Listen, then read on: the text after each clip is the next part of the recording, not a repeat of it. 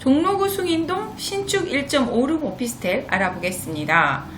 갈수록 오피스텔의 몸값이 올라갈 수밖에 없는 부동산 정책들이 발표되고 있는 것 같습니다. 임대차 3법이 통과가 되었는데요. 네, 임대차 3법 살짝 한번 살펴볼까요? 세 가지가 있죠. 그래서 3법인데 첫 번째는 바로 전월세 신고제입니다. 30일 안에 신고를 해야 된다는 것인데요. 사실 오피스텔에 있어서는 크게 차이가 없습니다. 우리가 보통 임대사업을 내서 오피스텔을 월세를 낼 때에는 임대사업자이기 때문에 임대 등록을 해서 그 기간을 또 맞추는 게 있어서 신고를 했었던 부분이라 큰 차이가 없다라는 거. 그리고 두 번째, 전월세 상환제인데요. 전월세 상환제 또한 그렇습니다. 임대업을 하시는 분들은 그동안 5%로 해서 전세가 아니라 월세죠. 월세를 올렸었던 것이 있기 때문에 크게 차이가 없습니다. 여전히 꾸준히 5%씩 올려가면서 전세가 아닌 월세를 받아가는 것이기 때문이죠. 네, 세 번째 마지막으로는 계약갱신 청구권인데요. 이 계약갱신 청구권이 바로 2+2 제도가 된다고 볼 수 있겠죠. 2년 거주를 하고 계약갱신 청구를 하면 또 2년 거주를 하기 때문에 2+2라고 합니다.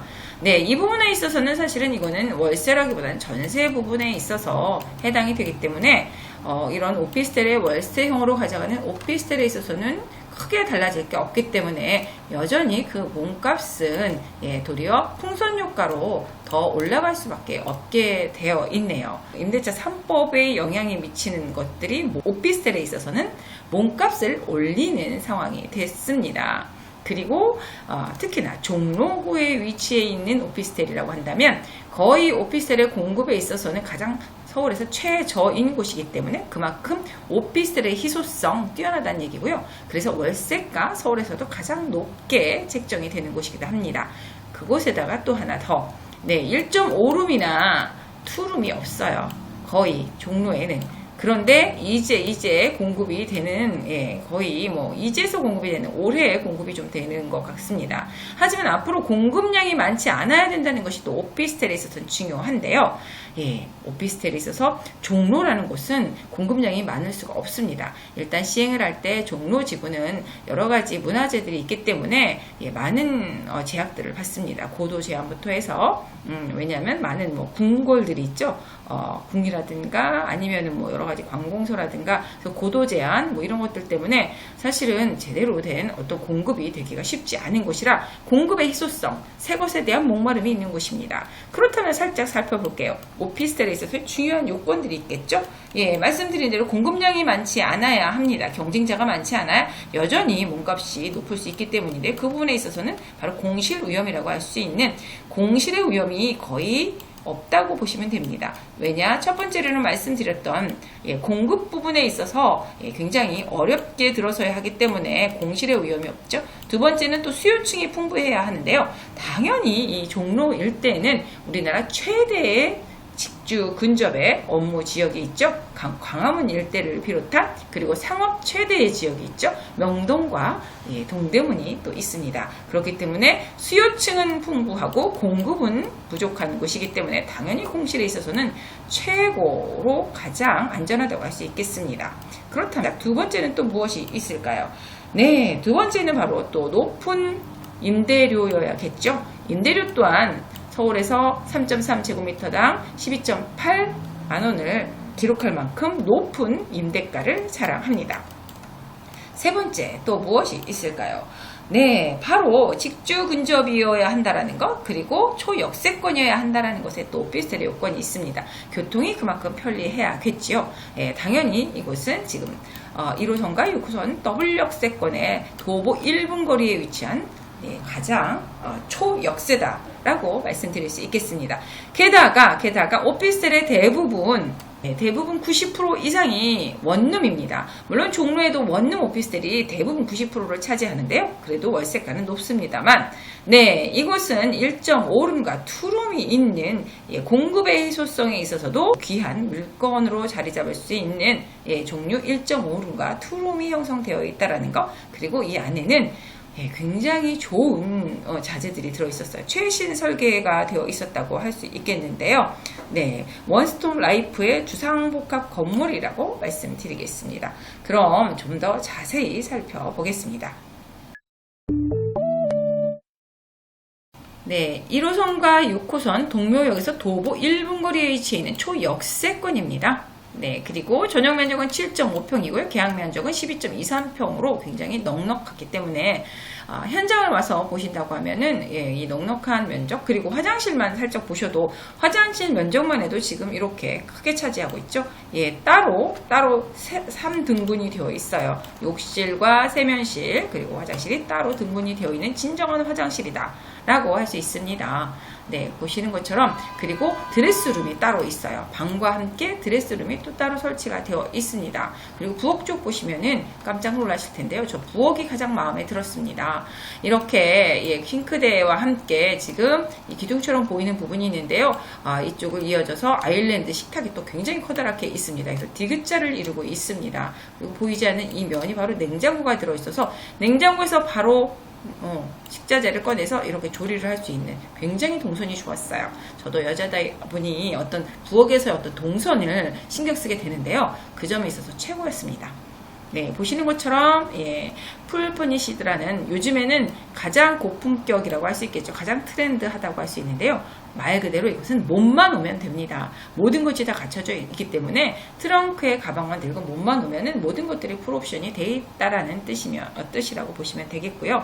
당연히 요즘은 친환경 녹색 인증의 또 건축 시스템들을 갖추고 있으면서 용적률을 조금 얻기 때문에 굉장히 중요한 부분으로 갖추고 있는 부분입니다. 그리고 팬트리 신발장, 여기서는 신발장이 살짝 보이지 않는데요. 동영상에서 보실 수 있으실 거예요. 신발장이 팬트리로 되어 있어서 신발을 넣기도 하지만 그곳에서는 우리가 또 여러가지 취미생활에 쓸 수 있는 골프채라든가 이런 것들을 놓을 수 있는 또 창고 공간들이 마련되어 있었습니다. 분양가는 2억 8,800만원부터 시작을 하는데요. 전세 같은 경우에도 2억 6,800만원으로 2천만원 갭 투자가 가능하지만 월세도 좋습니다. 1,000만원에 90만원부터 시작을 하는데요. 굉장히 소극적으로 잡았습니다. 100만원까지도 받을 수 있는 그런 구조였고 평수였기 때문인데요. 이곳에 또 제가 월세가 시세를 잘 알기 때문에 말씀을 드리는 거고요. 보시는 것처럼 모든 인테리어라든가 동선들 그리고 수납장 뭐 이런 것들이 굉장히 잘 갖춰져 있어서 감탄을 했습니다. 종로에 이렇게 모든 것이 갖추어져 있는 1.5룸 투룸도 있습니다. 참고로 이런 것들이 갖추어져 있는 희소한 원룸이 아닌 1.5룸 투룸의 오피스텔이 있다라는 것만으로도 이 오피스텔 건물 자체의 퀄리티가 다르죠. 이곳엔 원룸이 없습니다. 1.5룸과 투룸으로만 이루어진 오피스텔 건물이라는 것만으로도 건물은 다른 곳과는 좀 더 차별이 되는 것이 되겠죠. 그럼 위치 한번 살펴볼게요. 네, 동묘역에서 도보 1분 거리에 위치해 있다고 말씀드렸는데요. 이 동묘역은 한 가운데에 위치해 있습니다. 동묘는 또 이렇게 중구와 종로로 나뉘어지는데요. 지금 종로 쪽에 속해 있다고 말씀드릴 수 있겠습니다. 사대문에서도 가장 중심 지역인데요. 바로 강화문 업무지구를 끼고 있기 때문입니다. 서울에서도 3대 도심이 있죠. 종로 일대와 그리고 영등포의 여의도 일대, 강남 일대가 있습니다. 3대 업무지구인데요. 그 중에서도 가장 큰 곳이 또 강화문 일대, 종로 일대 업무지구라는 거 아시고 계신가요? 하지만 그 세 업무지구 중에 가장 노후화된 곳이 바로 또 이 강화문 업무지구 종로 일대이기 때문에 새 주택, 새 공급, 새 오피스텔에 대한 공급은 상당히 다른 어느 곳보다도 인기가 있을 수밖에 없습니다. 그리고 몸값을 자랑하게 됐죠. 그리고 우리나라 최대의 상권이 동대문과 명동이 또 이곳을 두르고 있습니다.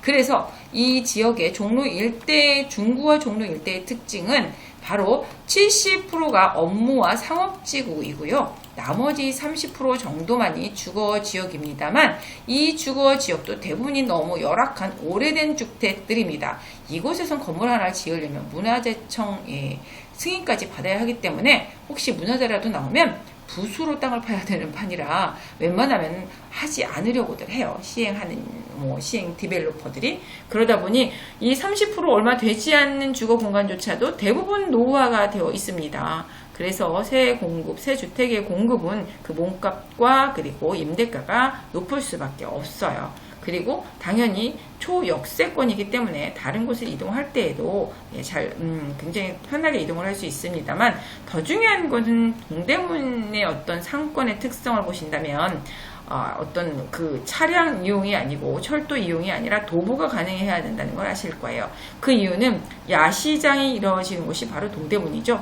철야 심야에 대부분이 상가들이 문을 열고 개장을 하기 때문에 늦은 시간에 차가 없는 늦은 시간이나 새벽에 움직이기 때문에 도보를 원해요. 굉장히 피로도도 높기 때문에 도보에 가까운 직주 근접의 주거지를 원하기 때문에 이곳에서는 어떤 역세권이라는 것이 의미가 없습니다만, 그래도 초역세권 1분 거리에 위치해 있기 때문에 더 큰 경쟁력을 갖는다고 할 수 있겠고요.